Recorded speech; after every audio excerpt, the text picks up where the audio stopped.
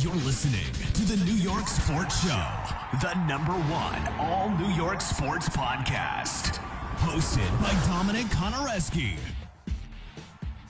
The New York Giants have once again embarrassed themselves, and they once again make NFL history. It is just all for the bad reasons, though.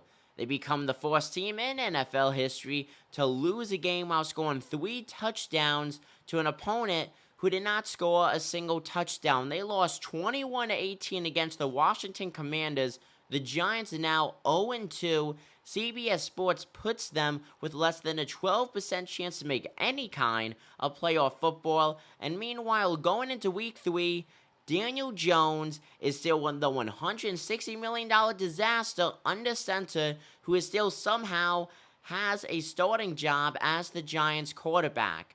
Now, New York has Drew Lock as the second option and Tommy DeVito as the third option. DeVito was put as inactive for Week 2 against Washington, but he was active, though, for Week 1. I think any of those two could be much better than Daniel Jones. Drew Lock won an upset game last year. Tommy DeVito, the undrafted rookie who really came out of nowhere last year, put up better stats than Daniel Jones last year. He was the third quarterback that the Giants had to use, and now it looks like New York is trying to stay very much away from Tommy DeVito. They have not been able to get a trade partner for him, but we know their interest in trading him because they know DeVito, at the end of the day, has put up better stats than Daniel Jones and is the better quarterback than Daniel Jones. So tell me this.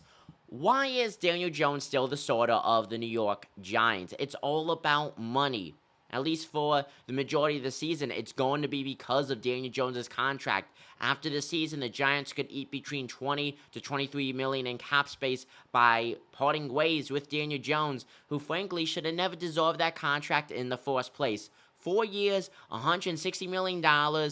He bought out, if you could even consider it, a 9-6-1 record, balling out in what was a contract year. Going into that year, he was labeled as a bust. It was really a prove-it year.